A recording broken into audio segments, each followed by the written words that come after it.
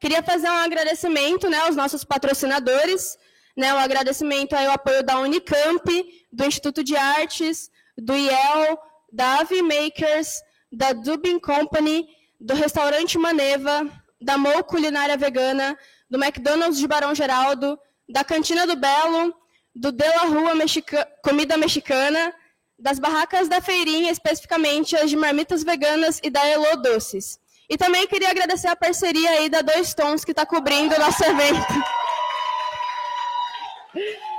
A empresa Júnior da Mediologia. E é isso, eu sou a Camila Máximo, sou estudante aí de Mediologia do 5º semestre e vou estar mediando essa mesa aí para vocês.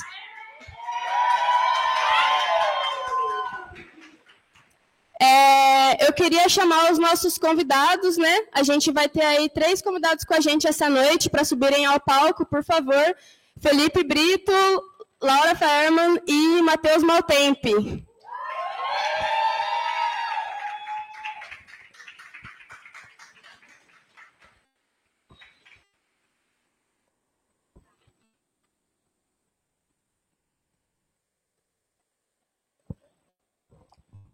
Podem se sentar, fiquem à vontade.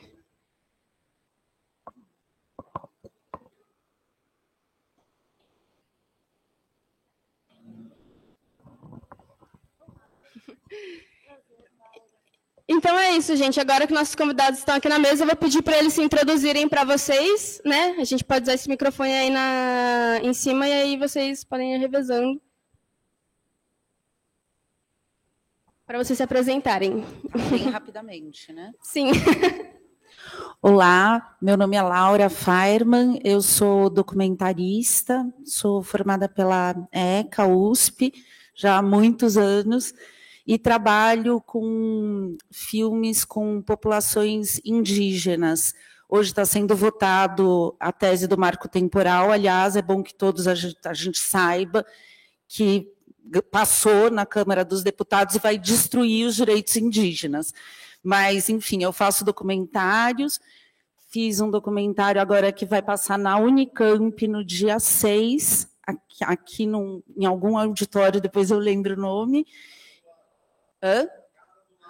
Casa do Lago, e é um documentário sobre indígenas Guarani Kaiowá e os ruralistas, que hoje estão tratorando os direitos dos indígenas. Então, a gente tem uma personagem que é uma indígena, uma liderança, e uma personagem que é uma advogada bolsonarista, ruralista no filme.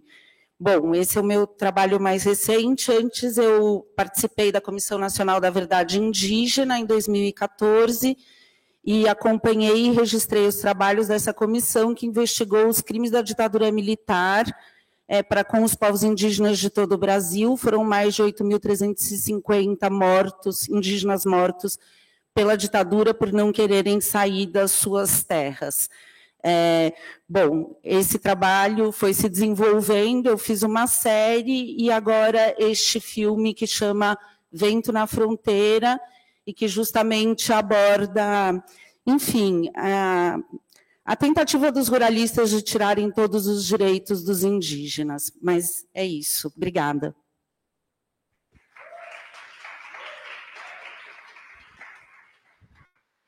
Oi, gente, tudo bem? Para quem não me conhece ainda, eu sou o Matheus, eu sou 016 da mídia. Eu me formei em 2020, agora eu sou do Multimeios aqui, estou fazendo mestrado, uma pesquisa orientada pelo professor Noel. A minha pesquisa ela é sobre produção de cinema de horror contemporâneo no Brasil. Eu basicamente pego os filmes que foram feitos depois da Era da Retomada e estou entendendo mais ou menos como eles foram produzidos, de onde vieram os orçamentos, das leis de incentivo, as políticas públicas. Estou entrevistando alguns produtores, alguns realizadores, para entender mais ou menos como é que funciona o mercado de produção. Não é uma pesquisa estética, é mais uma pesquisa mais técnica mesmo, para mapear esses filmes, para entender se houve um crescimento, para entender como está funcionando esse mercado de gênero no Brasil. Também já participei de produção, realização. Acho que quem me conhece aqui sabe que eu participei de muito PED, PAD com o Noel em projeto de cinema, e CS 203 também, dando orientação de projeto, principalmente projeto de cinema e orientação de curta. Uma coisa que eu gosto muito de pensar a produção, gosto muito de pensar a produção universitária. Também estou trabalhando muito com essa coisa de festival, de produzir festivais, de tentar trazer os filmes da mídia para outras cidades. Gostaria até de aproveitar o espaço para fazer um convite, que os filmes da mídia vão estar passando na minha cidade no dia 20 de junho, em Mogi Guaçu. Vai ter uma sessão especial para os filmes da mídia lá no Centro Cultural, que eu consegui fazer essa parceria entre a Medialogia e a Secretaria de Cultura. Enfim, é basicamente isso que eu faço. Também já realizei alguns curtas-metragens. Realizei o Obscura, O Filho da Lua e o Às Vezes Ela Volta, que faz parte da antologia da pandemia, que foi um filme feito totalmente em casa e que ganhou o prêmio de júri popular de melhor filme no Fantaspoa 2020. Então eu mexo com produção, academicamente falando, e também, ultimamente, nem tanto na mão na massa, mas também já fiz um pouquinho, já trabalhei um pouquinho para saber, para falar um pouquinho hoje aqui.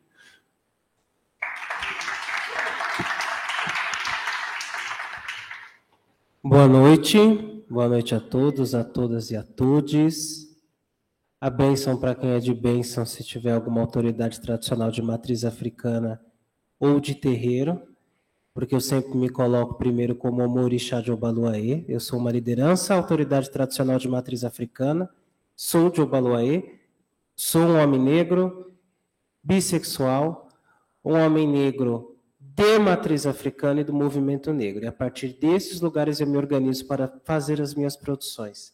Sou jornalista, né, de formação, mas a vida foi me colocando acúmulos, né? E esses acúmulos, muitas vezes suscitados pela trajetória das lutas, fez com que o audiovisual viesse para o meu caminho, né? Foi como se fosse um grito de uma encruzilhada de Exu mesmo. Então, nos últimos 5 anos, eu me dediquei a estruturar um coletivo chamado Ocupação Cultural Gerolu, que é FONB, que é um nome do Orixá Obaluaê que se diz respeito ao Senhor das Pérolas, aquele que também carrega riquezas. A partir deste coletivo que reúne pessoas pretas, tanto lideranças de terreiro, quanto pessoas do samba, quanto pessoas da dança, performers, quanto cantores líricos negros, parece que até uma lenda, né? Você fala em cantor de ópera negro, mas existe, e a gente reúne, eu sou também da área do canto. Nós começamos a pensar no nosso compromisso com a memória negra. E a partir disso, nos desafiamos a produzir. Nos desafiamos a se colocar nesse lugar. Hoje eu estou na academia também. Eu sou mestre em políticas públicas pela Universidade de Mogi das Cruzes. Tenho uma caminhada voltada muito para a política. Eu acabei de sair, né, da coordenação de articulação política da ex-deputada estadual Érica Malunguinho. Trabalhei durante 4 anos com ela. Trabalhei na CEPIR municipal do governo Fernando Haddad, na comunicação. Então, sempre tive vinculado às pautas negras, tanto nas ruas quanto na institucionalidade. E, dentro da Ocupação Cultural Gerolu, a gente assumiu esse compromisso de tentar, da maneira possível e independente, que é o tema dessa mesa, fazer o registro, não produzir conhecimento, mas fazer o registro do conhecimento ancestral de pessoas pretas que foram invisibilizadas na sua história, como é o caso do Pejigã, que é um alto título dentro de um terreiro de candomblé, de Nação Jeje, Rafael Pinto, fundador do Movimento Negro Unificado, que para quem conhece, para quem não conhece, sabe que pós-período abolicionista, dos abolicionistas, pós-Frente Negra, em 1930, e depois, durante a ditadura, o terceiro momento do movimento negro no Brasil é marcado pela fundação do Movimento Negro Unificado, durante o processo de regime autoritário da ditadura militar, em que aquelas pessoas, aquelas mentes brilhantes, fundaram um movimento que veio a guiar a luta negra no Brasil, num dos períodos mais terríveis da nossa história. Então, a partir disso, a gente cria uma websérie em 4 capítulos, e no decorrer da mesa a gente vai poder falar um pouco mais sobre isso. Então, muito obrigado pelo convite. Vamos pôr azeite, vamos pôr dendê nessa conversa. Maravilha. Eu vou aproveitar rapidinho, então, para entregar uns brindes para vocês, agora no início, rapidinho.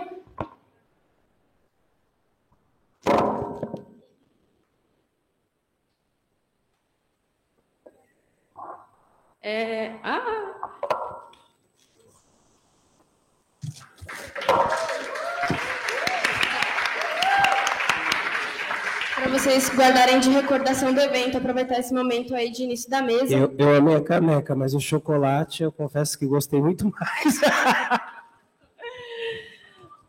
Mas, enfim, gente, então, vamos começar, né, a conversar sobre produção de cinema independente. Né? Acho que, para a gente começar a nossa mesa, acho que eu queria, primeiramente, começar o debate definindo, né, umas questões básicas, assim, né, sobre a definição do que faz uma produção ser independente. Né? Eu acho que a gente tem uma definição, assim, na mente, mas a gente não tem tanta certeza ainda do que é, o que não é, até que momento é, até que momento não é. Então, eu queria que vocês colocassem isso colocando, né, os espaços de realizações das suas produções. Né? A gente sabe aí que vocês estão com uma... por exemplo, eu estava conversando com o Felipe mais cedo sobre a direção de fotografia, né, do filme dele, ou a própria sua mesma, Laura, assim. O Matheus, né, a gente sabe que a Obscura tem uma maquiagem bem bacana, bem intensa ali de horror, né? Inclusive amanhã tem oficina de maquiagem para audiovisual de manhã, para quem está inteirado. Eu queria que vocês comentassem mesmo, né, sobre esse caráter do que faz as produções serem independentes. Né? Aí fiquem à vontade para quem...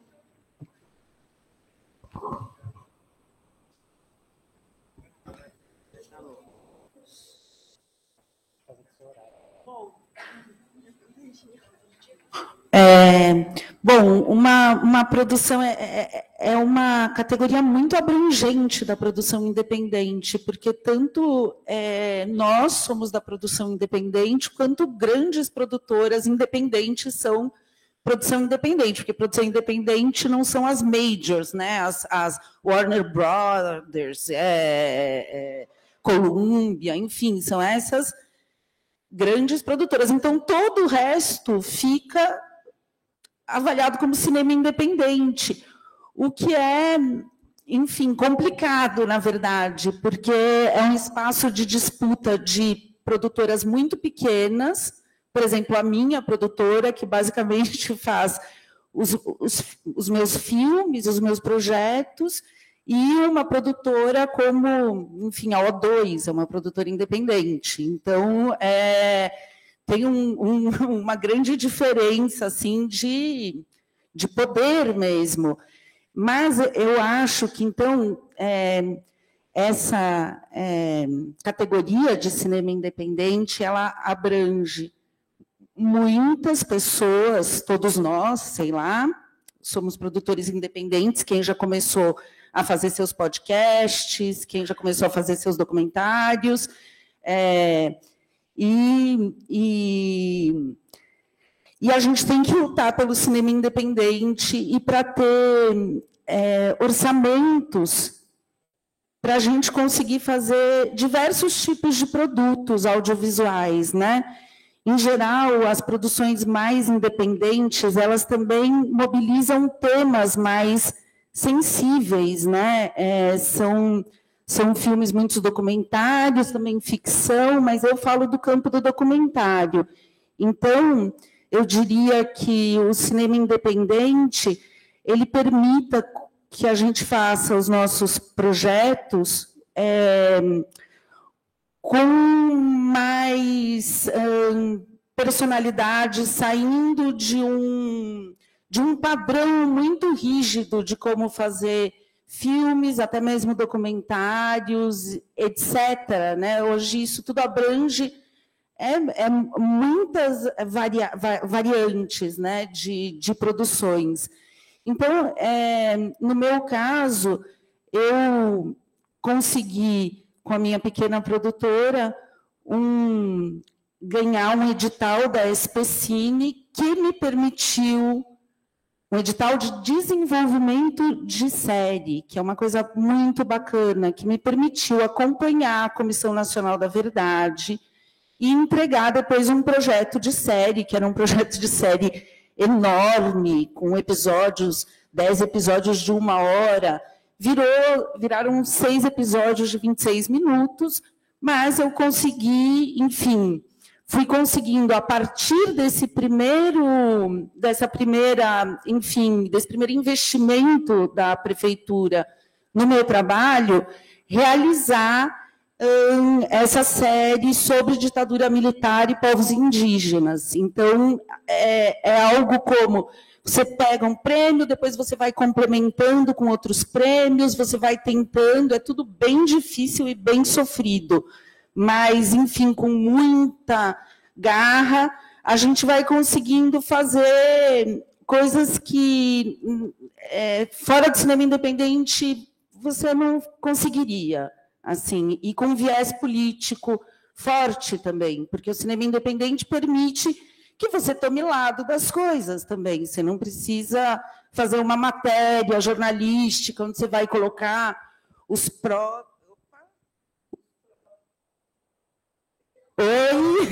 Os prós e contras. Você pode tomar um lado, por exemplo, as minhas produções, elas têm lado dos povos indígenas contra os ruralistas, digamos, né? Então, isso só pode ser feito de uma maneira independente. É muito mais fácil fazer pelo lado da liberdade e muito mais difícil porque a gente tem que batalhar grana loucamente o tempo inteiro para tentar dar continuidade aos nossos próximos projetos. Então, esse é um pouquinho do que eu tenho para dizer.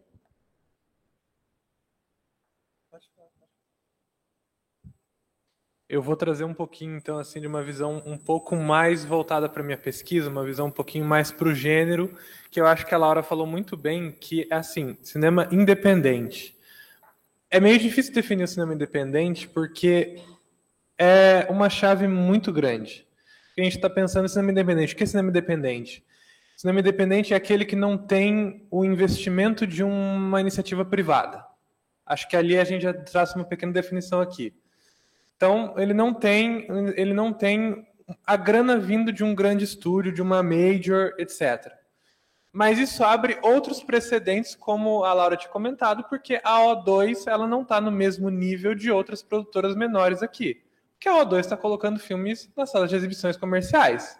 Ao mesmo tempo que a O2 ela também não está conseguindo combater uma major como a Warner, ou até mesmo um outro estúdio norte-americano independente, que é a A24, mas que também é considerado independente.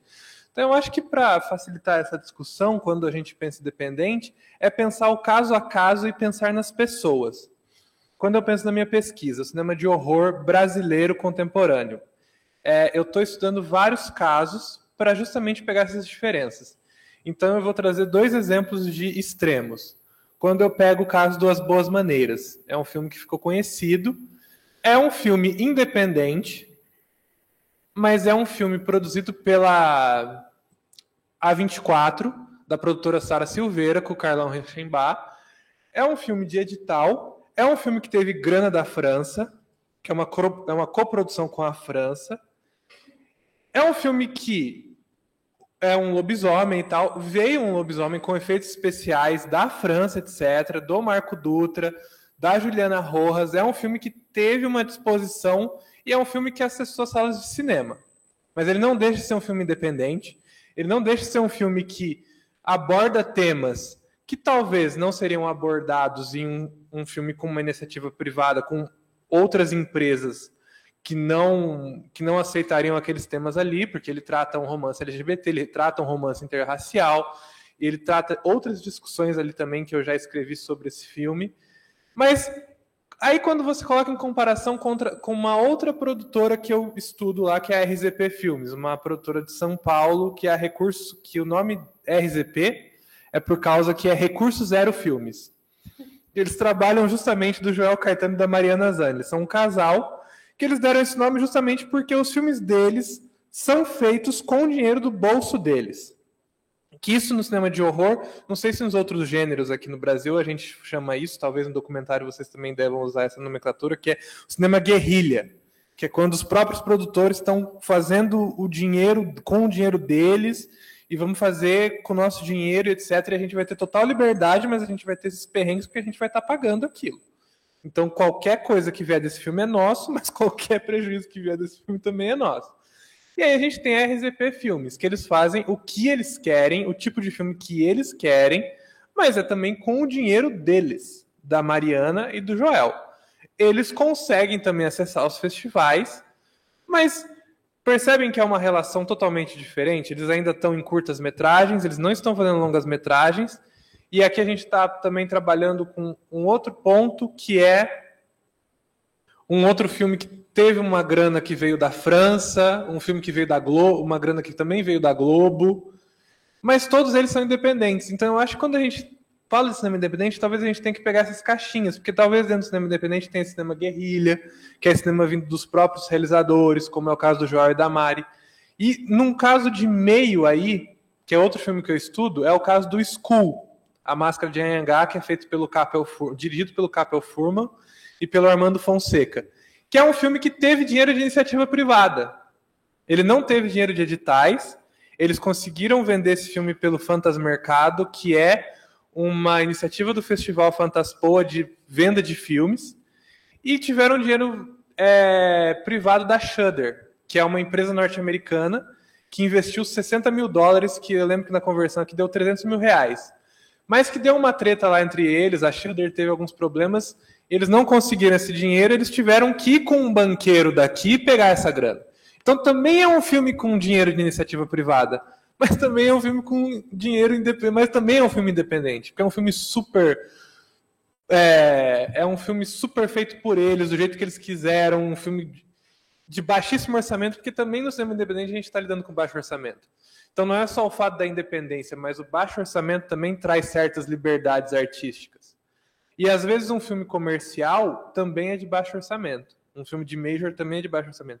Então, assim, é muito espinhosa essas definições. Então, eu gosto sempre de pegar caso a caso. Por isso que talvez eu trouxe esses 3 casos que aparecem no meu mestrado, que tem a RZP Filmes, que são esses 2 que estão fazendo filmes com nada, com o dinheiro deles, que eles conseguem entrar no mercado, mas eles estão entrando no mercado totalmente independente, que é o mercado de festivais, e o retorno que eles têm não é financeiro, mas é um retorno de networking. O Joel ele consegue contatos de trabalho para trabalhar em outros filmes e dar oficinas do conhecimento que eles têm em cinema. Enquanto o School, eles conseguiram contratos para outros filmes. E Marco Dutra, Juliana Rojas e Sara Silveira continuam meio que nessa máquina do mercado, a Sara Silveira trabalha com filmes de editais, etc., e trabalham com eles nessa produção, nesse mercado de editais. Então, assim, a gente tem 3 casos totalmente opostos, mas que também são cinema independente. E a fonte do dinheiro veio de cada um de um lugar. Então, eu acho que é mais ou menos isso, assim, que eu penso de cinema independente, que eu acho importante a gente pegar, assim, caso a caso, porque tem algumas coisas espinhosas nesse tema.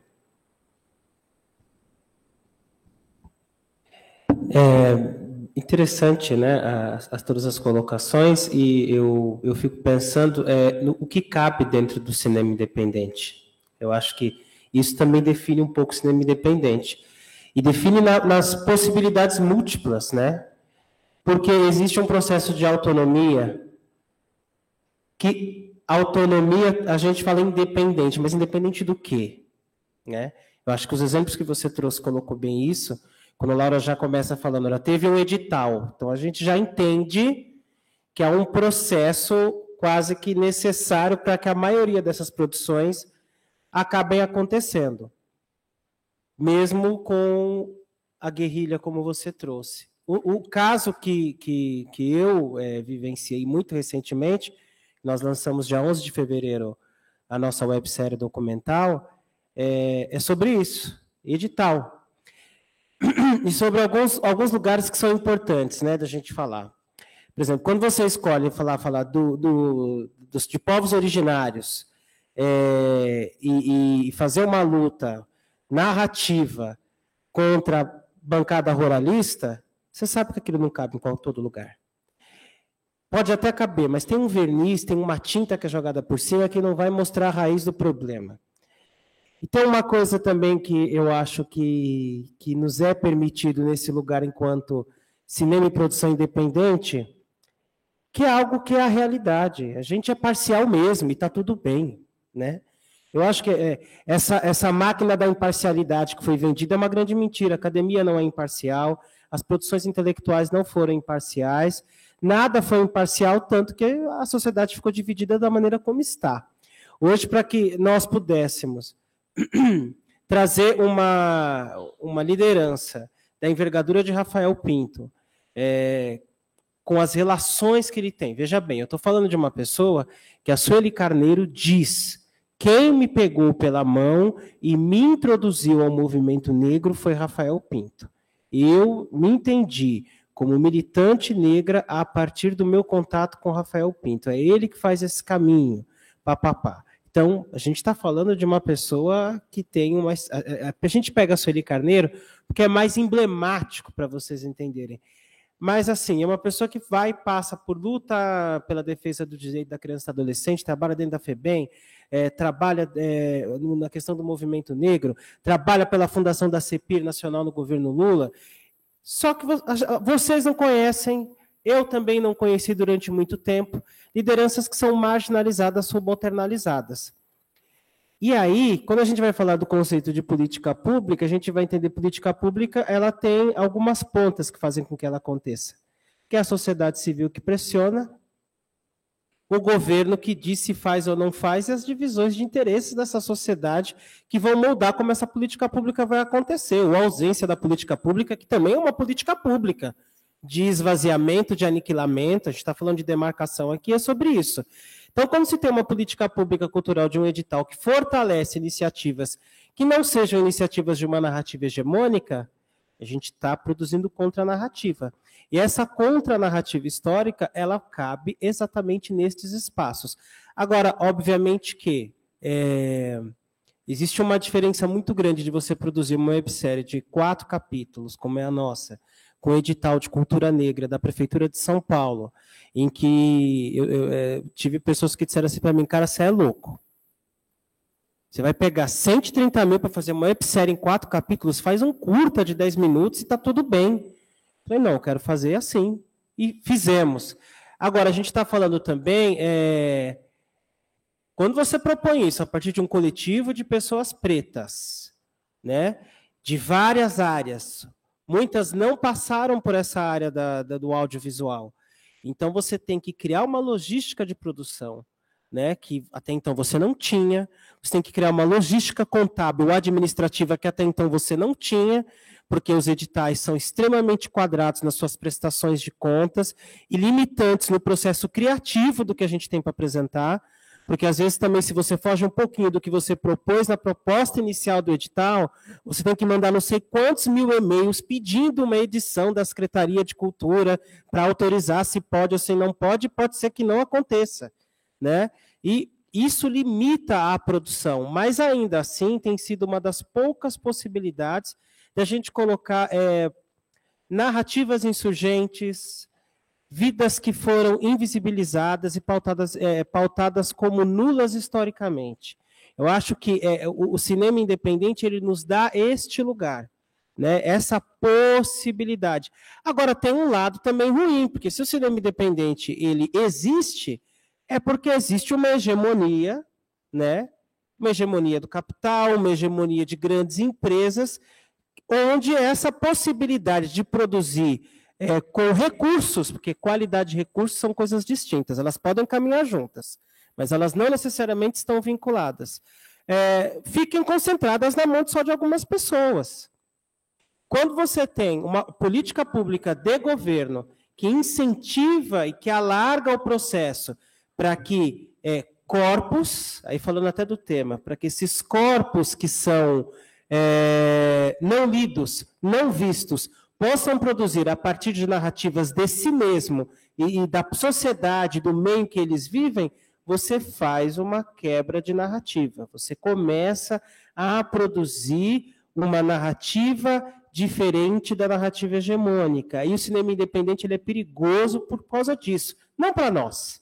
Ele é perigoso para quem sabe, para quem, inclusive, tenta boicotar a todo momento leis de incentivo à cultura. A gente sabe muito bem quem são essas pessoas. São pessoas capazes de pagar ingressos de cinema para forjar uma grande bilheteria, como aconteceu aí com o filme do alto sacerdote de uma tal instituição religiosa.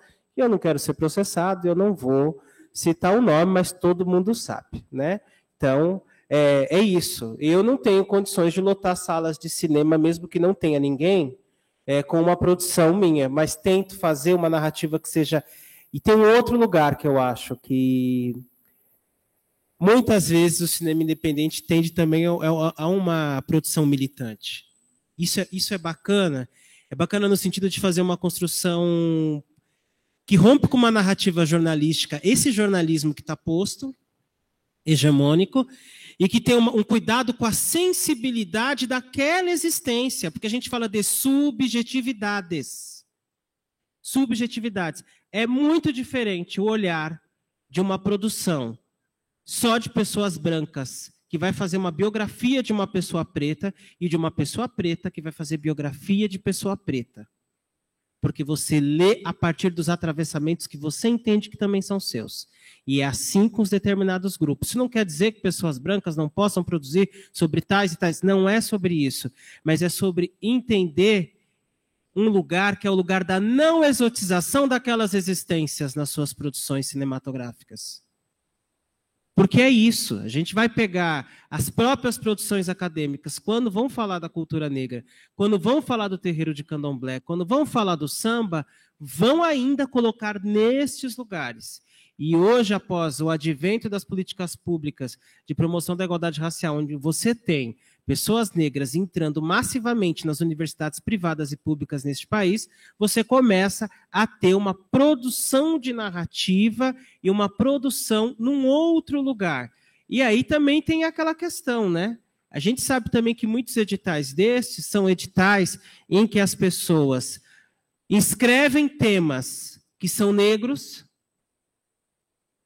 mas a equipe é toda branca. O proponente é só um bode expiatório lá. Ele é um proponente, mas é todo mundo branco e não sei o quê.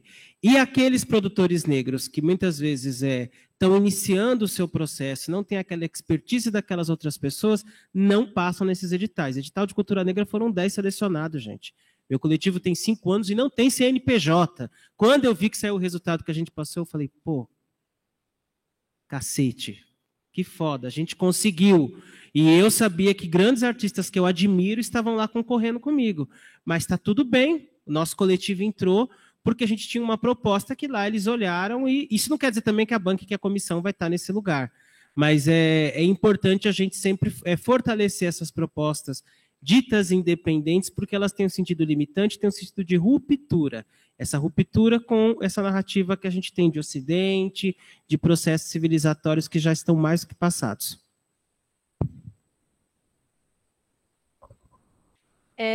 Eu acho que essa sua fala final introduziu basicamente a minha próxima pergunta, né? Que eu ia realmente tocar no assunto dos maiores desafios, né, da produção independente no geral, assim, né? Principalmente pensando no contexto, né, nos últimos anos que o nosso cinema nacional foi bem atacado, né? Foi bem destruído, né?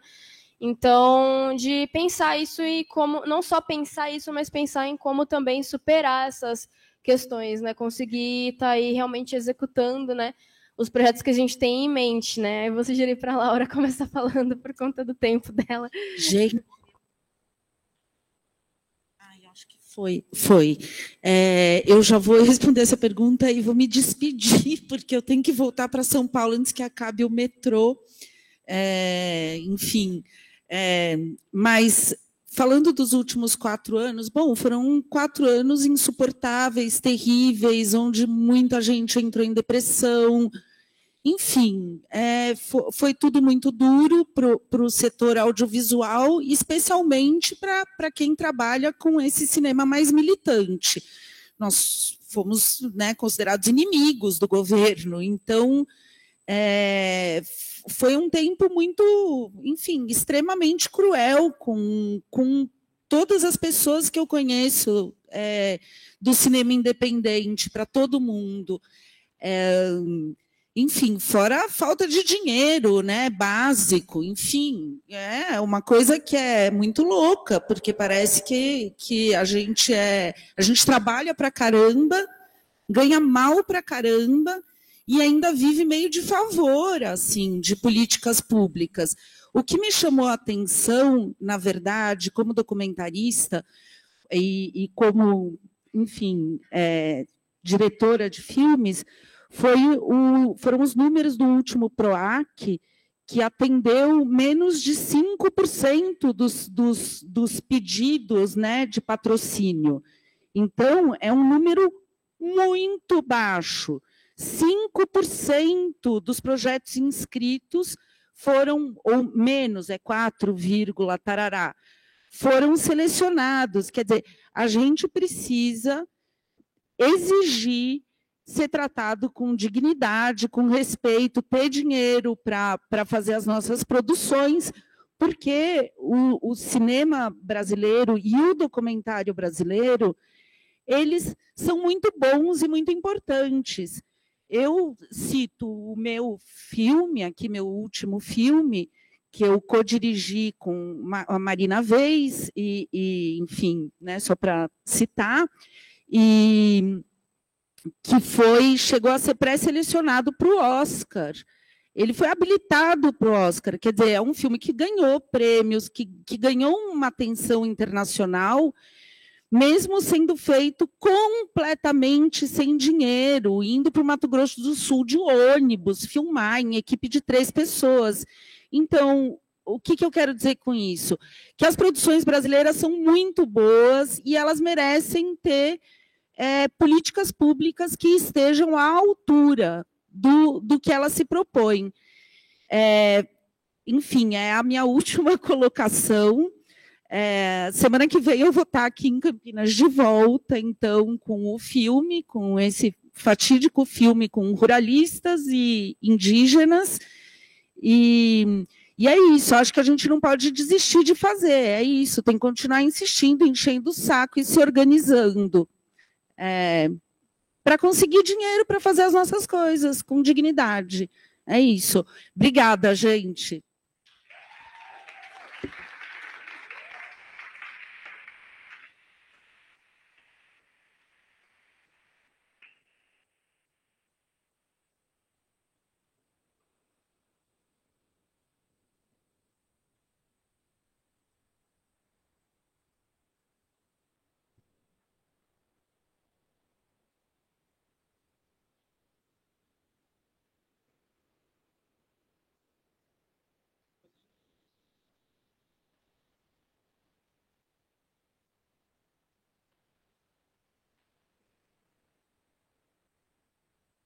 Bom, eu acho que vai ser mais uma questão assim de complementar as coisas, né? A Laura, ela trouxe uma versão sobre o documentário, eu vou sempre trazendo coisas.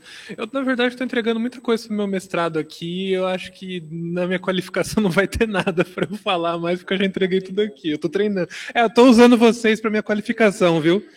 Vou aproveitar, estou gostando. Vocês vão ser minha banca, aí no final vocês falam se eu estou aprovado. Mas, enfim. Uma das coisas que eu percebi nos últimos 4 anos, que eu estou fazendo algumas entrevistas com realizadores, é que não teve só um processo de desmonte. Uma coisa que é importante perceber que às vezes não é só uma questão de tirar os recursos. Porque tem recursos que não dá para tirar. Não teve como tirar nos últimos governos, mas também é uma inércia, parar as coisas. E às vezes você para uma engrenagem do sistema que o Brasil ele se forma depois da política da retomada através dessas leis do audiovisual, dos editais públicos, das políticas públicas, porque elas são muito importantes para manter essa roda girando e esses filmes existirem, sejam ficção, sejam documentários. Mesmo que eu falei que tem esse lado do cinema guerrilha, que é feito totalmente independente, esse lado ele acontece justamente também porque há um barateamento também nos equipamentos, há uma economia um pouco melhor. Então as pessoas começam a conseguir produzir os seus próprios filmes porque elas têm condições de vida um pouco melhores, entendeu? As pessoas estão entrando na universidade, como o Felipe falou, os negros têm negros entrando na universidade, pessoas mais pobres entrando na universidade. Então, assim, começam a ter esses contatos com o audiovisual, o que possibilita esse cinema de guerrilha. Mas também tem as políticas públicas. Só que o que acontece às vezes que trava um pouco? Uma das entrevistas que eu fiz, o Armando Fonseca, que é o diretor do School, ele citou que simplesmente parece que todos os órgãos de Secretaria de Cultura estavam em greve. Inclusive os mais simples. Que eu sempre encho o saco de vocês, de planejamento de projeto. Vamos planejar, né? Vamos fazer os projetos. Mas para vocês terem um projeto em um edital aprovado, vocês têm que registrar. E os órgãos de registro não estavam registrando roteiros, então não tinha como levar para frente. Ele falou, cara, eu mandei mais ou menos 30 roteiros meus para serem registrados. E eu ligava lá e as pessoas não me atendiam. Quando me atendiam, falava, olha, estou no horário do almoço, é só depois de tal hora que a gente resolve essas perguntas. Ah, eu tenho que fazer tal coisa. Ah, não é tal pessoa que resolve isso. E aí ele falou, simplesmente eu não conseguia inscrever meus filmes para editais. Eu não conseguia levar meus filmes para frente, porque eu precisava da porcaria do código para inscrever num edital da Ancine, que também não tinha edital da Ancine. Então, assim, nesses últimos 4 anos também tiveram essas... que a gente pode pensar que são pequenas, mas olha o transtorno. Se para uma pessoa foi isso, imagina para os outros realizadores também que tinham que registrar os seus filmes. E aí ele falou, eu tinha que ir com um desembargador, eu tinha que ir num cartório, eu tinha que escrever um documento oficial de que esse filme estava no processo de ser registrado, que ainda não tinha um número para conseguir, e vinha com um edital e mostrava para o edital que eu tinha registrado, mas que não tinha. Então, assim, tiveram esses pequenos percalços também que dificultaram muito, e a gente às vezes não percebe também como é frágil esse aparelhamento, sabe? Uma pequena coisa como essa meio que quebra as pernas de todo mundo. E a Laura comentou, sim, todos esses que eu entrevistei, a mesma coisa. Produtoras que estavam... Isso foi péssimo, porque eu percebia que os filmes de terror estavam crescendo. Mas aí você chega em 2019, 2018, dá aquela batida na trave, assim. E aí você vê que algumas dessas pessoas, as produtoras que estavam crescendo, faliram, ou elas tiveram que diminuir. Mas o que eu ando conversando é que as expectativas são boas. Que justamente aquilo que eu falei, as coisas não foram retiradas, porque tinham coisas que não tinham como retirar. Foram travadas. Então, até uma dica que eu estou percebendo é que esse dinheiro ele estava parado, mas agora ele quer ser movimentado.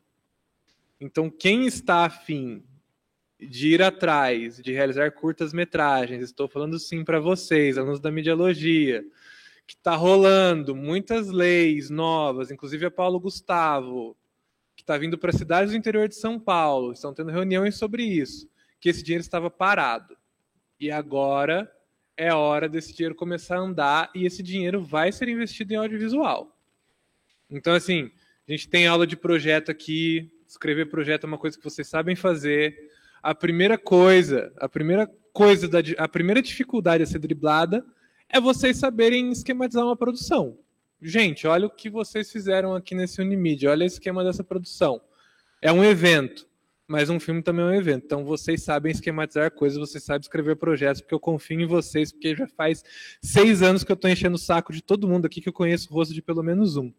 Então, tipo, esse é o primeiro passo. Esquematizar, pensar, escrever esses projetos. É por isso que o Noel bate muito nessa tecla.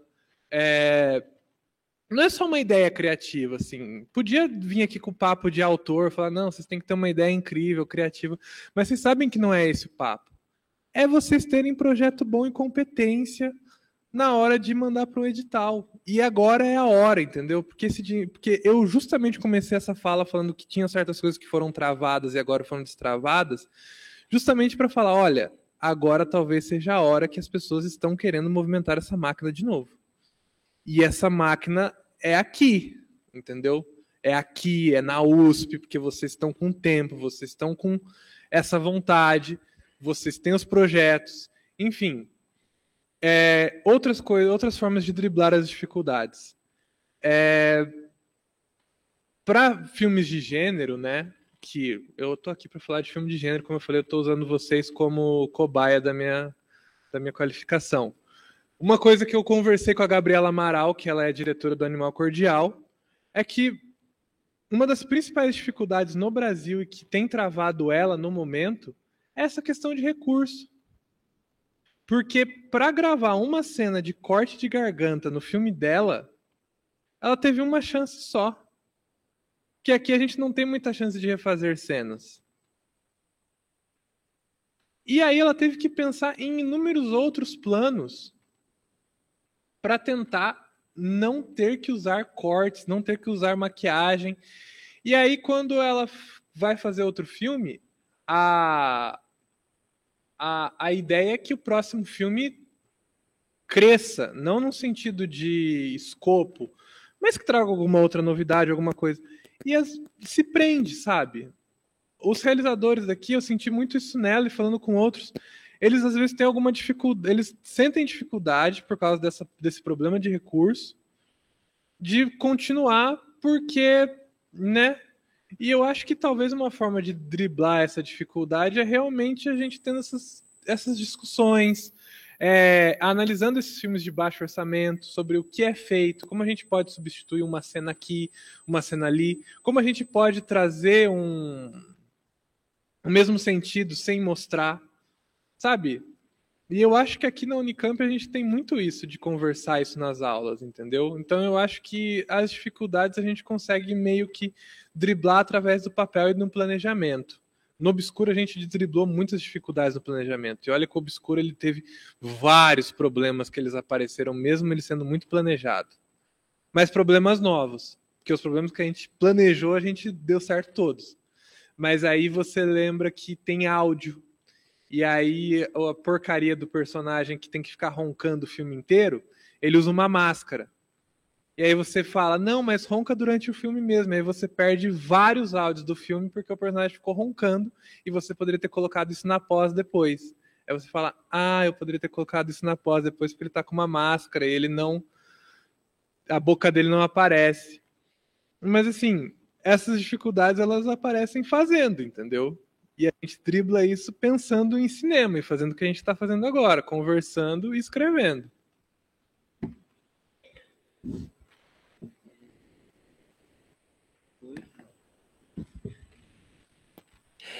Desafios, né? Eu acho assim, quando você se propõe a fazer, como no nosso caso, uma websérie em 4 capítulos, num edital que te dá 1 ano para você produzir com uma verba de 130 mil, em que você tem que ter toda uma organização administrativa para começar a ir para a rua, de montagem de diária, quando você vai olhar, já se passaram 3 meses, já se passaram 4 meses, aí você grava.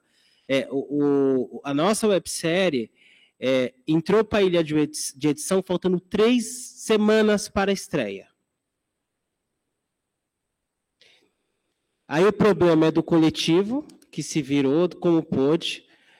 Primeiro assim, eu não consigo pegar uma agenda dessas lideranças, porque eu falei com pessoas de idade mais avançada, né, com limitações de agenda, ou com agenda muito disputada, como o caso da grande Sueli Carneiro, né?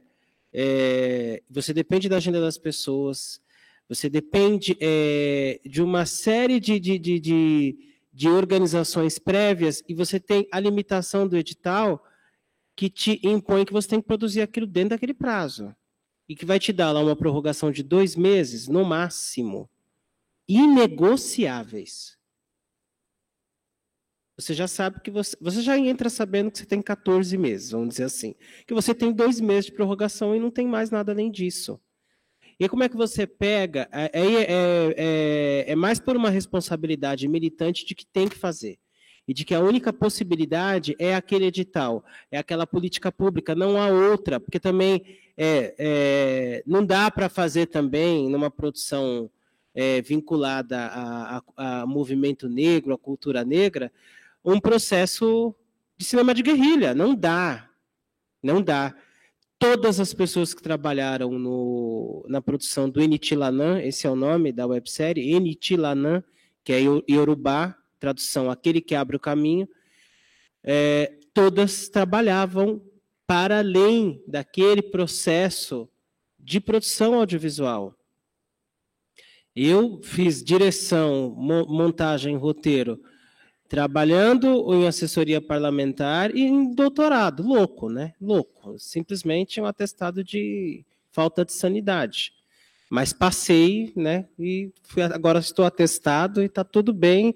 E acho que assim, é um estado que eu precisava ter mesmo de entender que não há outra possibilidade para a minha existência e para a existência de muitos nós, sobretudo os corpos pretos, pretas e pretos, porque a sociedade nos coloca nesse lugar, nós não somos herdeiros, então a gente não tem outra possibilidade a não ser trabalhar, estudar e ainda tentar produzir coisas belas e interessantes que tentem romper com o que está aí, e entender que são os desafios que nos são colocados. Agora, quando a gente olha para o cenário atual, como ele está no processo de política pública, em que você... Primeiro, a gente veio de 4 anos de uma perseguição total, em que você teve dificuldade com a Lei Aldir Blanc, que você tem dificuldade com a Lei Paulo Gustavo, que você tem uma perseguição à Lei Rouanet. Então, você tem um processo... porque é importante entender também que não é porque a gente produz cinema independente, militante, que a gente está dialogando com massa. A gente nunca vai dialogar com a massa, não é sobre isso, a gente dialoga com nichos. E mesmo que se a gente dialogasse com massa, essa massa que acessa o cinema das grandes produtoras também é uma massa de uma dialética conservadora.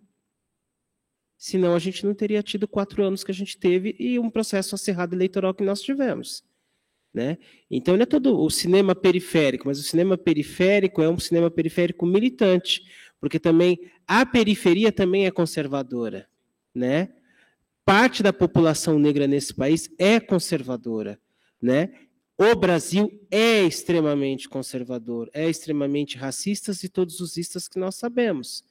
E aí, na hora de discutir política pública que vai fortalecer quem está na base, na ponta, que toma paulada e que vai estar à frente de um processo criativo, obviamente que não há interesse de se colocar essas coisas.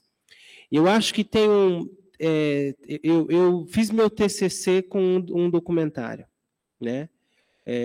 Todo mundo fez livro, lá na universidade que eu estudei, você podia produzir o livro, ou reportagem especial, ou vídeo documentário, ou um programa de rádio. O TCC poderia ser nesses formatos. Eu escolhi o documentário, já anunciava o que estava por vir, que eu falei sobre samba, comunidades de samba de São Paulo, não escolas de samba. Comunidades de samba, como o Samba da Vela, entre outras comunidades que naquela época estavam num momento de auge na cidade. E aí eu fui percebendo nessas produções o quanto a gente lida com o sensível. E como o sensível, quando a gente discute política pública, parece que ele não é lido, ele não é entendido, ele não é possível, porque não há interesse. Não há interesse nesse sentido mais amplo.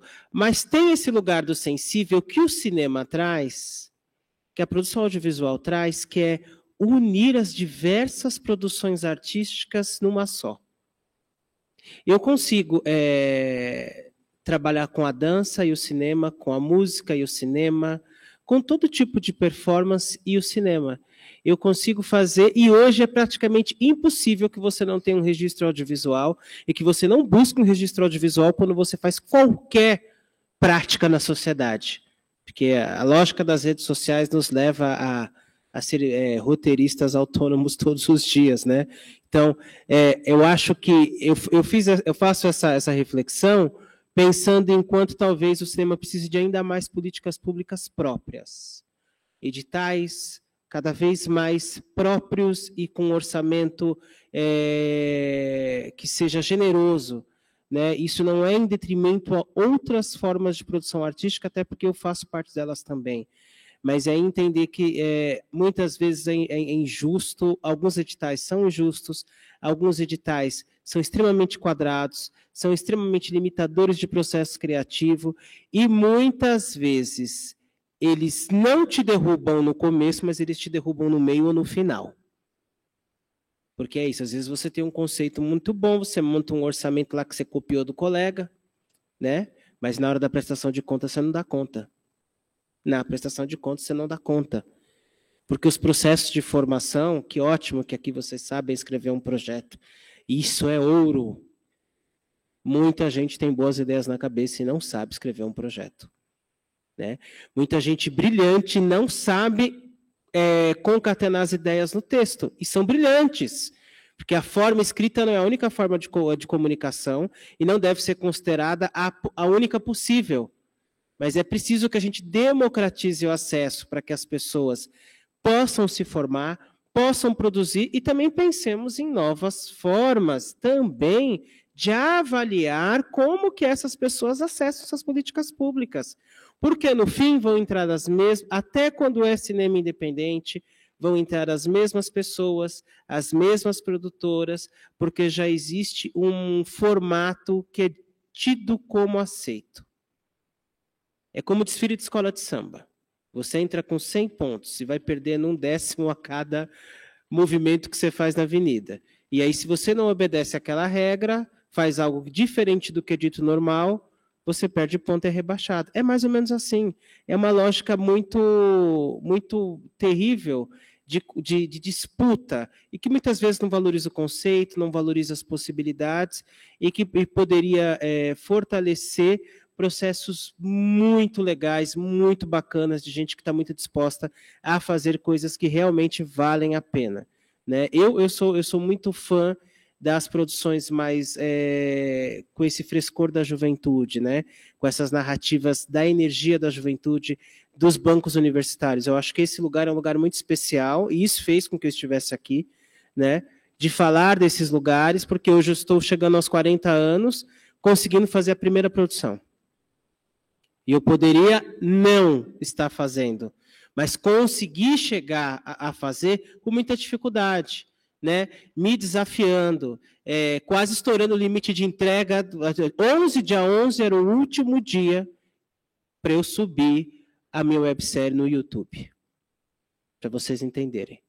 Então, é nesse limite que a gente trabalha também. E não diz respeito somente à falta de organização, diz respeito a atravessamentos que talvez quem tem grana e tem poder consegue resolver com muito mais facilidade.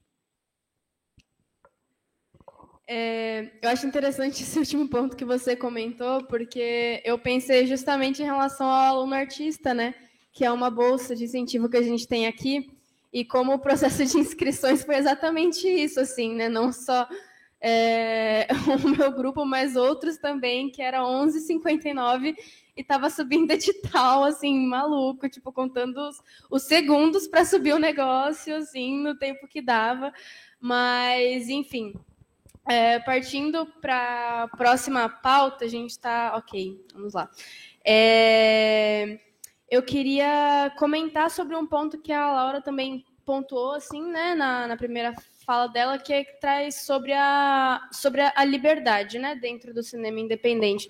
Né, eu acho que tanto, né, tanto no sentido, para ela principalmente, né, no sentido de político, mas assim, como ela também trouxe a questão do cinema de horror, né, da questão fictícia, né, como ele permite essa liberdade, né, vocês já introduziram um pouco disso, e também pensar,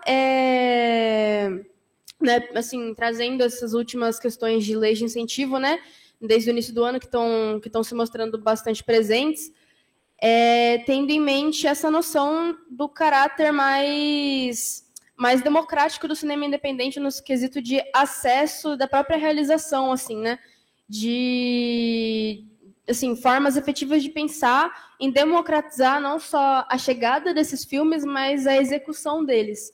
Né? Então, para vocês comentarem esses dois pontos, assim, mais ou menos, acho que é isso.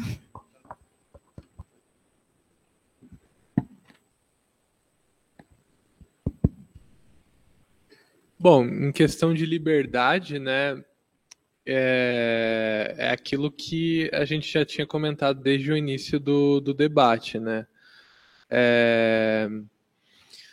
Quão menos pessoas estão controlando aquela obra financeiramente falando, mais liberdade a pessoa que está escrevendo tem naquilo, né? De se posicionar, de se colocar, de trazer questões políticas ou até imagéticas, né? No cinema de horror, o cinema de horror, ele, de certa forma, ele acaba sofrendo, ele acaba ficando um pouco mais conhecido pelos meios independentes por causa disso, porque é um gênero que choca.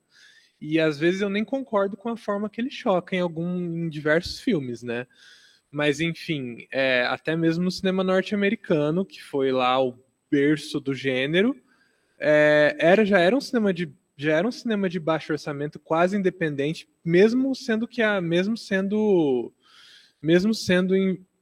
financiado pela Universal, que o primeiro filme considerado de horror mesmo é o Drácula, de 1940, da década de 40. E nessa época, os filmes de terror eles eram feitos para serem colocados nos intervalos de grandes filmes nos drive-ins. Então, tinha um grande musical, um blockbuster. Aí os drive-ins eles não tinham um filme para colocar nesses intervalos, eles precisavam de um filme de 1h30, 1h20. E aí o presidente da Universal naquela época decidiu adaptar esses contos com algumas estéticas que já estavam sendo conhecidas na época, como expressionismo alemão, etc. E aí o Drácula foi o primeiro e deu certo, que possibilitou, e desde o começo ele já é um gênero dessa experimentação, justamente por, faz aí, entendeu? A gente precisa desses filmes aí para ser colocado nesses intervalos, que são os horários que a galera não vai mesmo, então... E aí foi um gênero que foi se permitindo a experimentar cenas de sangue, cenas de violência, mas também foi um gênero que também se permitiu a experimentar temas políticos, né? Que nos Estados Unidos aí esses filmes eles começam a ter uma carga um pouco mais agressiva politicamente falando.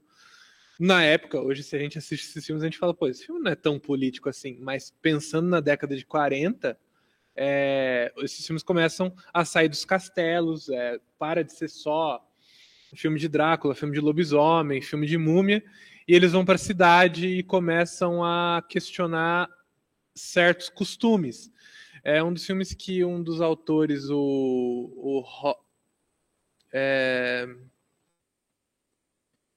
caramba!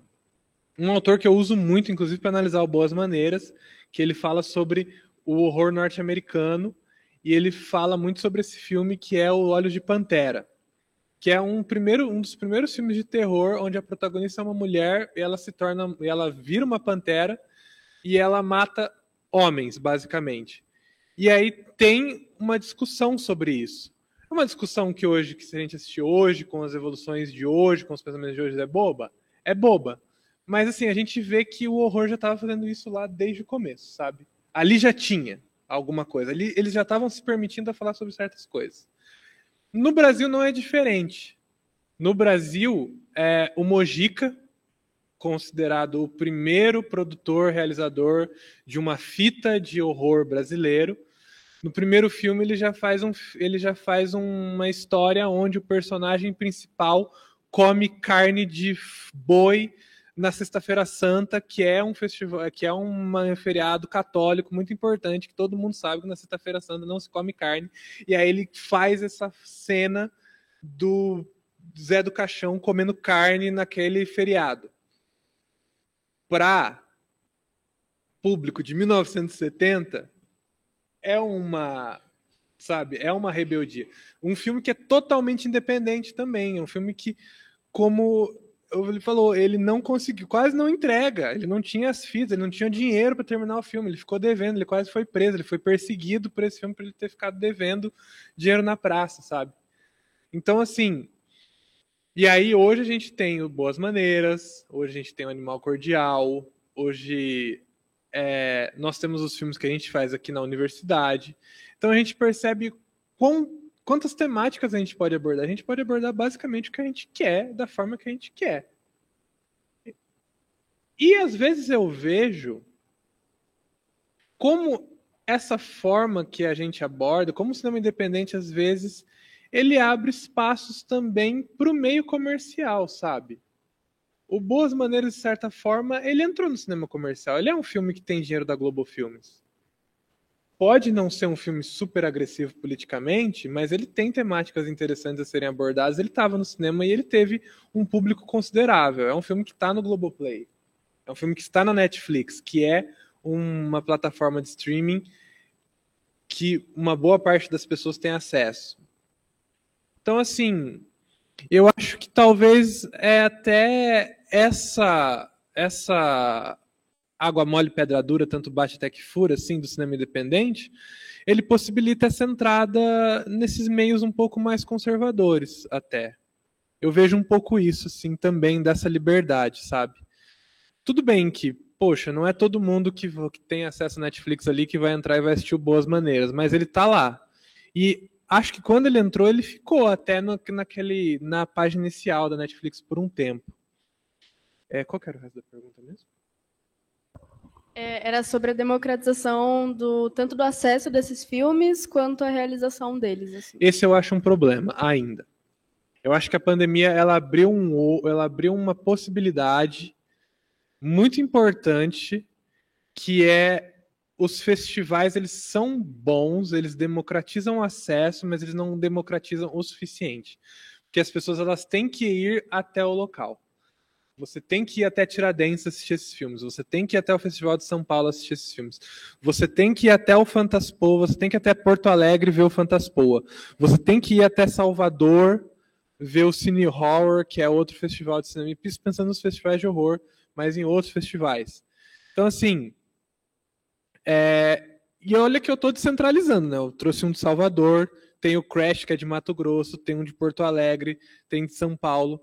Mas, assim... as pessoas elas têm que ter esse deslocamento. Primeiro, elas têm que saber que o festival existe, elas têm que saber que os filmes existem, e elas têm que ir até lá assistir aos filmes. Então, não é democrático. Apesar do festival democratizar, ele ainda não é tão democrático. Mas aí, quando veio a pandemia, os festivais eles ficaram online, porque eles já estavam planejados, e aí eles foram para as plataformas online.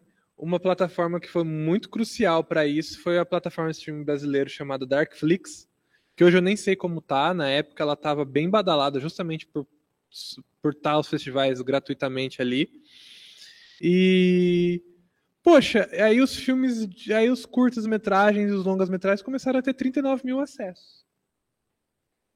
Coisa que eles teriam, sei lá, 100 pessoas assistindo nos festivais físicos.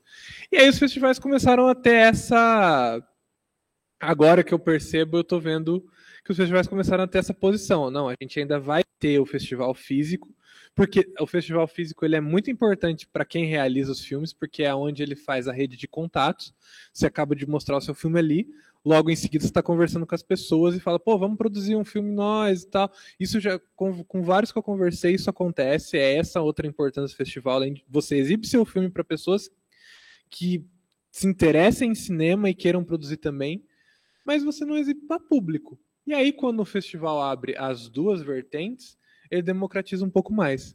Porque eu acho que, talvez nesses filmes que eu esteja estudando para minha dissertação, o grande problema do cinema de horror brasileiro independente, que é a maioria dos filmes de horror brasileiro, se não todos, eu acho que todos são independentes, é que eles não chegam nas pessoas, as pessoas não sabem que eles existem. E mesmo esses festivais estando online, a gente tem que fazer aquele trabalho, olha, tá tendo um festival, o Fantaspoa tá lá na Darkflix, olha, Cinefantasy tá rolando, tá de graça em tal lugar, e a pessoa tem que ir até o site, às vezes a pessoa tem que ter esse interesse.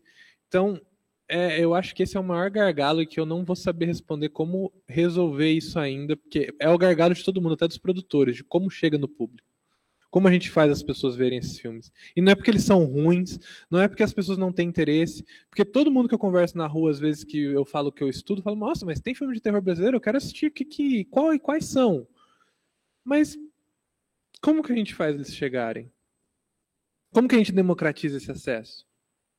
E aí tem o problema da sala de cinema, né? As salas de cinema elas têm que alugar cadeira. Não vai ser com as boas maneiras que o dono da sala de cinema vai alugar cadeira. Então ele vai colocar um filme que alugue cadeira, que é o filme do Homem-Aranha. E aí, como você combate isso também? Eu acho que é outra forma de você. Eu acho que é outra política pública. A cota de tela era uma coisa muito importante que hoje já não é tão mais válida, né? Que o último governo deu uma chance, deu uma boa quebrada. E é isso, assim, construção de público, mas como você constrói público? Eu acho que é a maior dificuldade, então, assim, para o cinema independente. Eu tinha comentado, cinema de nicho. Mas como que a gente sai do nicho? Como as pessoas se interessam por esses filmes? Esse é o problema. As pessoas que não estão no nicho, elas se interessam por esses filmes. Elas querem assistir esses filmes. Mas tem que chegar nelas de algum jeito. Eu não sei como ainda.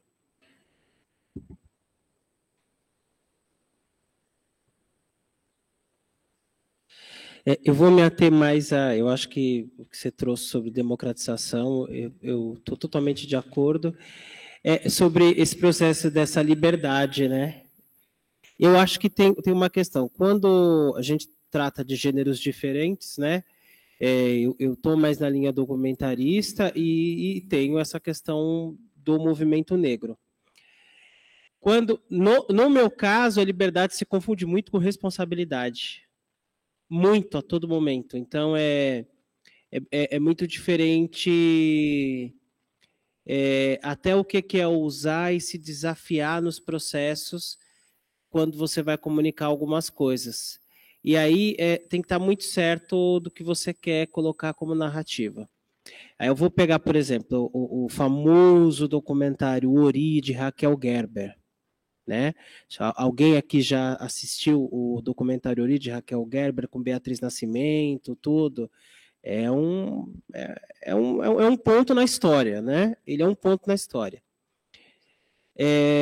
O documentário Ori, da Raquel Gerber, ele começa com as cenas do Exu Tiriri, de capa, cartola, um homem negro retinto na década de 80, de capa, cartola, um tridente na mão, né? Tatum Dembelwassi, que tinha casa lá no Navergueiro, Ipiranga. É uma proposta narrativa muito, muito ousada para a época. A gente está falando de uma narrativa de demonização, entendeu? Então, essa liberdade você tem. Quando a gente já traz um documentário que o nome dele é em Yorubá, sabe que não é todo mundo que vai acessar aquilo. Não que a gente não queira que as pessoas acessem, é diferente. Mas são escolhas sobre responsabilidades. E aí eu acho que tem uma coisa que quando a gente vai falar de povos tradicionais, a gente tem um conceito na produção que eu estou adotando como conceito narrativo ancestral.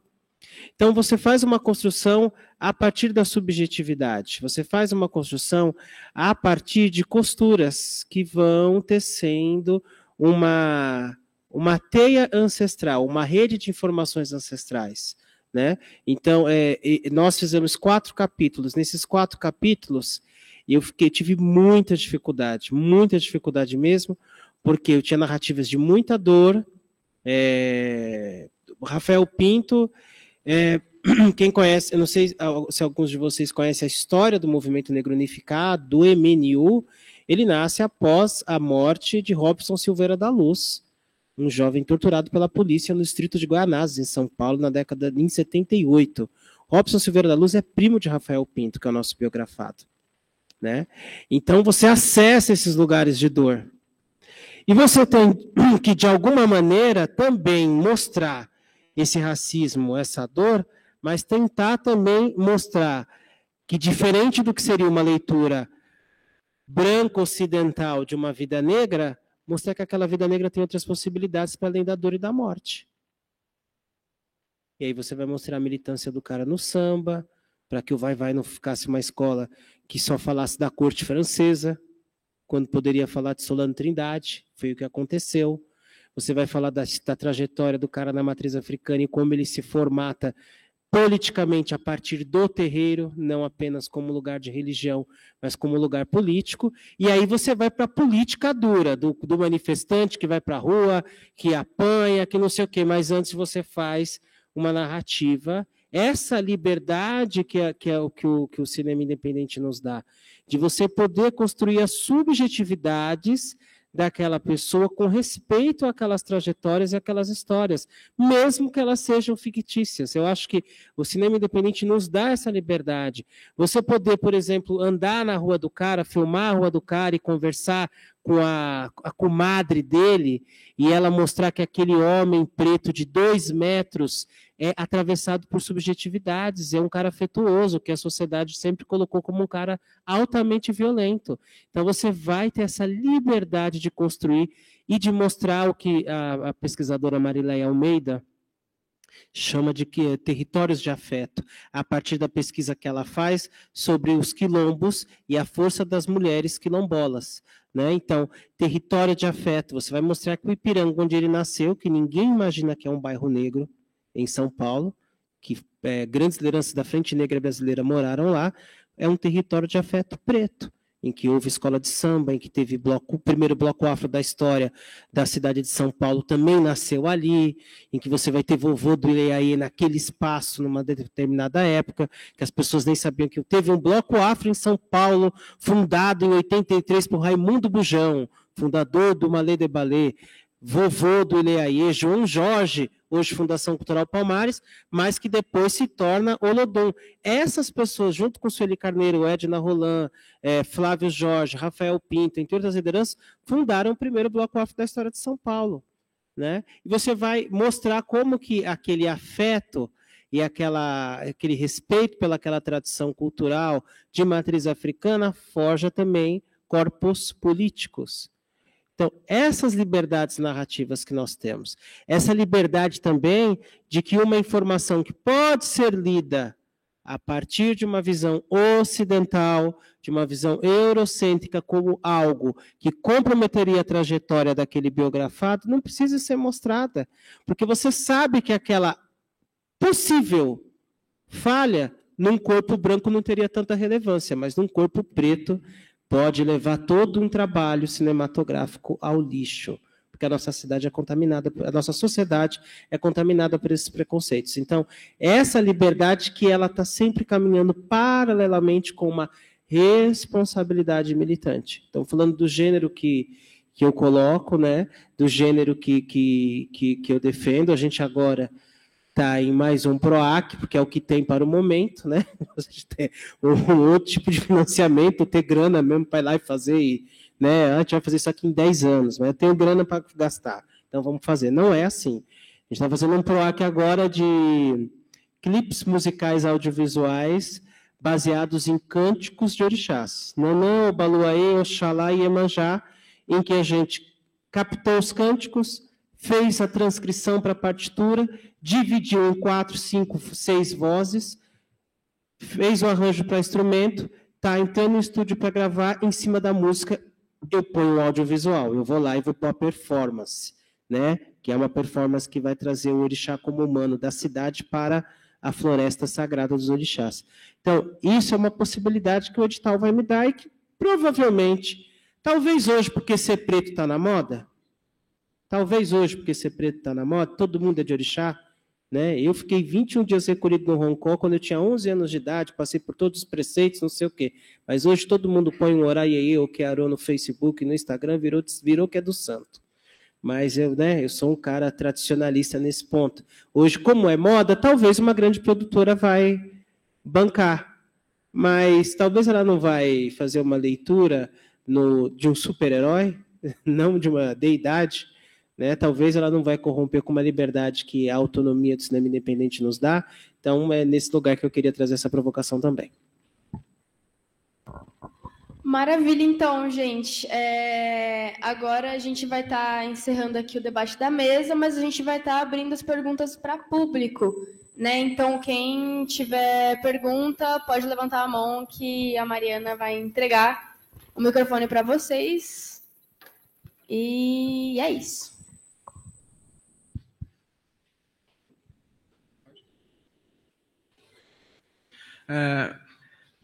Obrigado. Peraí, um momentinho. Pode acender a luz, por favor, que aí acho que fica melhor. Que aí...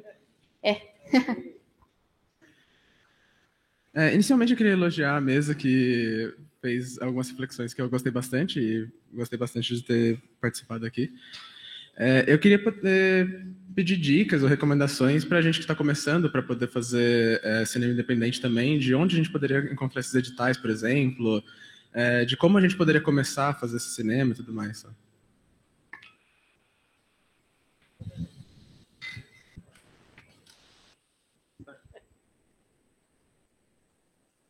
Cara, para começar, aproveitando o lugar que você está aqui, que vocês vão ter disciplinas aqui teóricas. Por exemplo, tem a disciplina do Teles de edição. Não sei qual semestre que você está. Primeiro? Por exemplo, vai ter disciplina teórica do Teles de edição, acho que no segundo ou no terceiro. E aí toda semana vai ter um exercício para fazer coisa boba. No lugar de ser uma coisa boba, tenta testar um pouco. Faz um curtinha-metragem, um exercício de truque de imagem, faz um roteirinho de 10 segundos, e aí vocês alugam um estúdio ali e fazem alguma coisa. O meu grupo aqui, o meu grupo aqui de 016, que a gente fez o Obscura, fez esses outros cursos, a gente sempre fazia isso. Toda oportunidade que a gente tinha de, num exercício, em uma disciplina, de filmar, a gente filmava. Seja lá o que for. Outra coisa, colhem algum professor, tipo o Noel mesmo, que incentivou muito a Two Tones aqui, que é a empresa júnior. Ele conhece as pessoas daqui, às vezes tem alguma necessidade aqui dentro do campus de fazer algum comercial. A gente conseguiu trabalhar com a editora Unicamp, de fazer comercial para a editora Unicamp. Esses 4 de 5 anos que você vai ter dentro da mediologia, você não vai ter fora da mediologia. Foram os anos... Eu não tenho mais as oportunidades que eu tinha aqui para filmar. Agora, se eu quiser filmar, eu não tenho um estúdio para alugar, não tenho câmera para alugar. Agora é tudo dinheiro que a gente vai perder e tempo que a gente não vai... Tempo que a gente vai ter que deixar de fazer outra obrigação.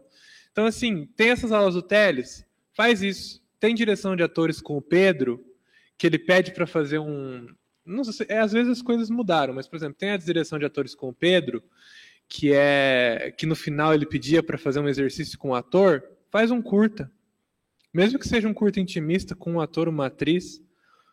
Igual a gente fez o Filho da Lua, que foi o nosso primeiro curta que passou em festival, foi um curta para essa disciplina. Enfim, aproveitar realmente... Para começar, na universidade. Uma boa parte desses realizadores que eu estou usando, o Marco Dutra e a Juliana Rojas, eles são da USP. Eles começaram lá. O curta deles de... Não estou colocando uma expectativa em você, em nenhuma pressão. Mas, por exemplo, o curta deles de TCC, que é o Lençol Branco, foi para Cannes. Por quê? Eles treinaram, eles usaram esses 4 anos para testar... viraram amigos, então o Marco Dutra às vezes editava, às vezes dirigia.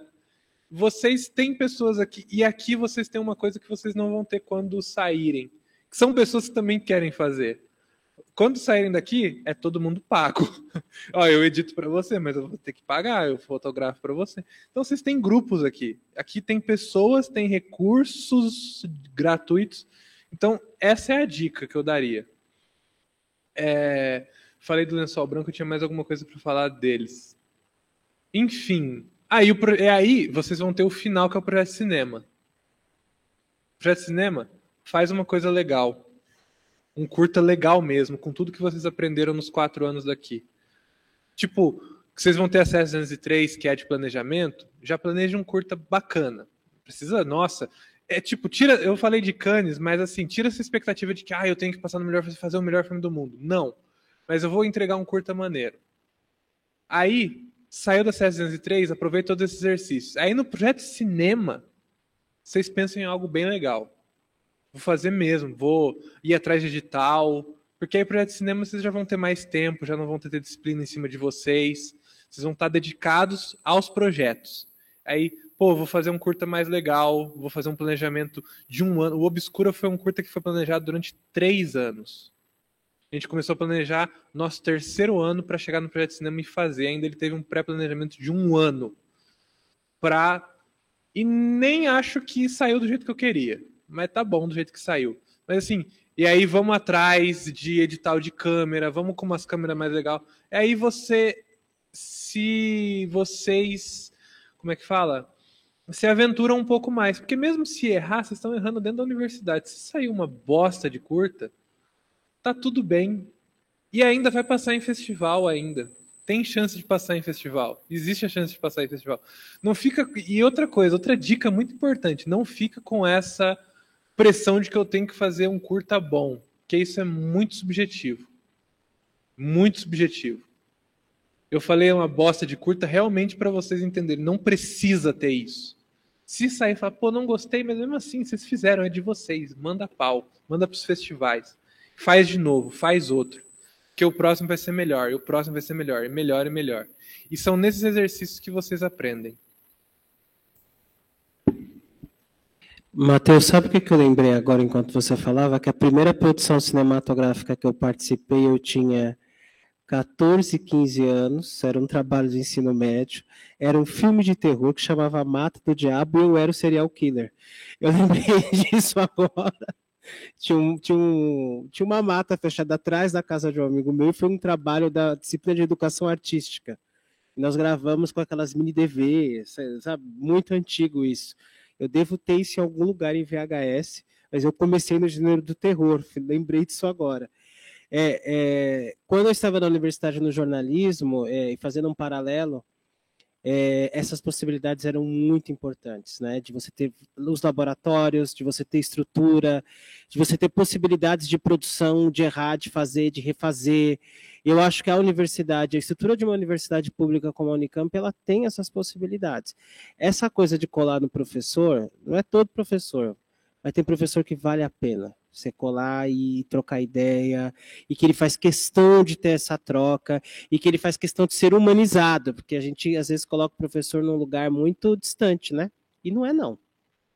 Não é, porque já estiveram no mesmo lugar, né? E como a gente está aqui, e está aí ainda, né? Porque eu sou aluno de um programa de pós-graduação, então, fazer esse processo de escuta acho extremamente importante.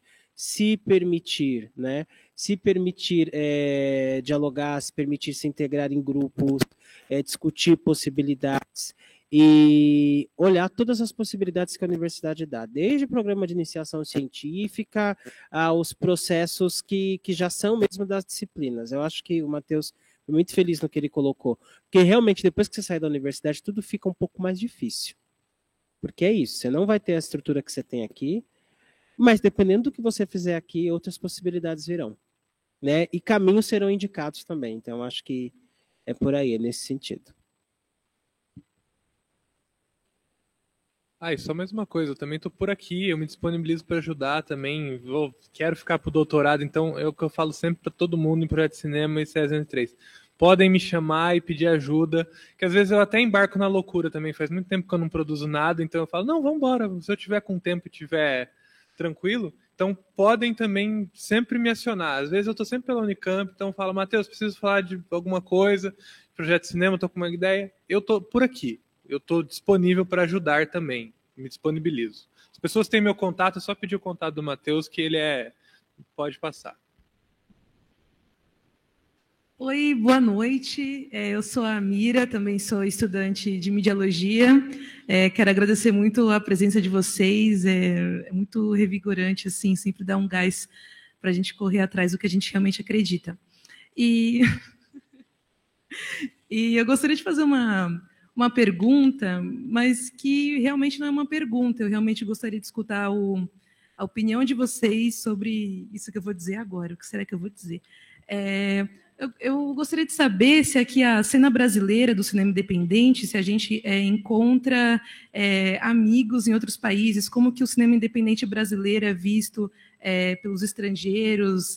Por exemplo, a gente fala o mesmo idioma, né, que alguns países aí do mundo, se o nosso filme ele encontra um eco, né, encontra pessoas que também querem ver esse tipo de filme que a gente faça. Eu gostaria de saber assim, como que é a relação do cinema independente, se a gente consegue talvez estar mais junto desses outros países, se eles também têm interesse, como que essa relação assim, de produtores aqui do filme independente, do cinema independente no Brasil com lá fora. Eu acredito que é isso, gostaria de escutar vocês. Muito obrigada, Unimídia, pela oportunidade. Que evento!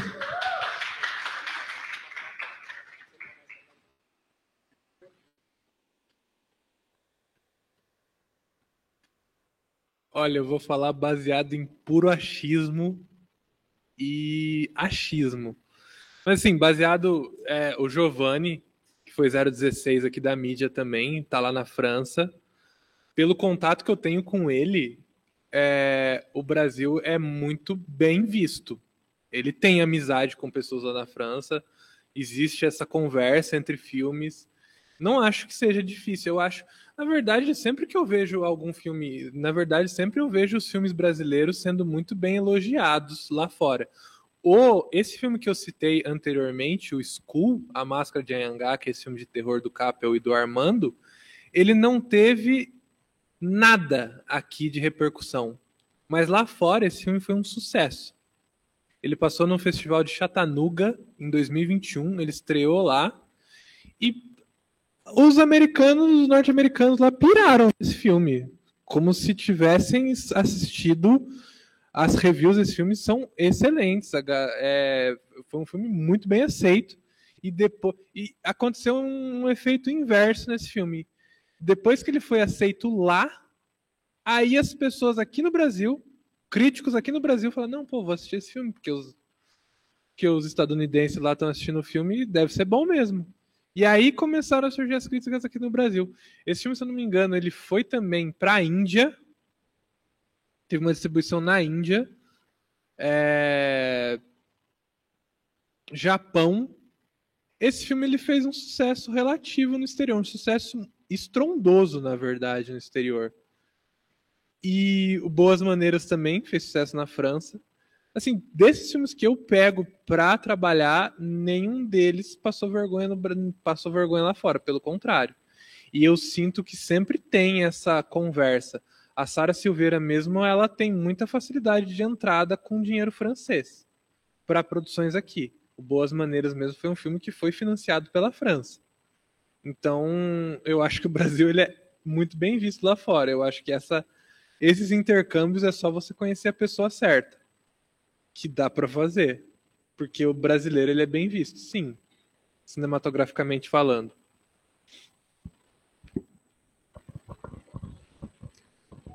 Gente, então, acho que como não tem mais nenhuma pergunta e o nosso horário também está ficando apertado, então a gente vai estar encerrando a mesa. Então, queria agradecer a presença de todo mundo aqui, queria agradecer a presença dos nossos convidados, agradecer a presença da Laura, que foi embora mais cedo, né? Mas, enfim, muito obrigada pelo espaço. E aí é isso. Quem quiser trocar uma ideia com a gente aqui e tudo mais, fique à vontade.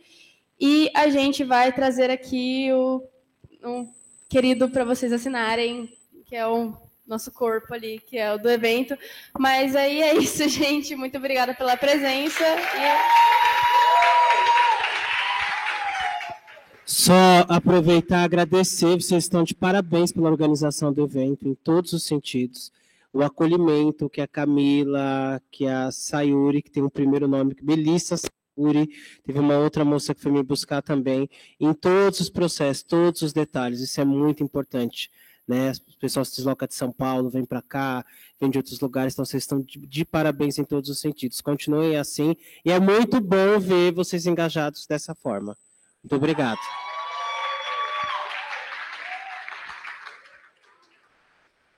Queria agradecer também o convite. Obrigado, Camila. Obrigado, pessoal. Estou realmente muito orgulhoso de ter participado da mídia, de fazer parte desse curso. E eu vejo o quanto que esse curso tem evoluído, eu vejo por vocês mesmo, sabe? Então, assim, parabéns por tudo que vocês estão fazendo. E, de novo, se vocês precisarem de alguma coisa de mim, só me chamar. Todo mundo aqui deve ter meu contato roda por aí. E eu realmente estou muito orgulhoso de todos vocês. Parabéns. Esse curso aqui é um curso muito bonito e vocês estão fazendo por merecer esse curso, viu? Vamos continuar.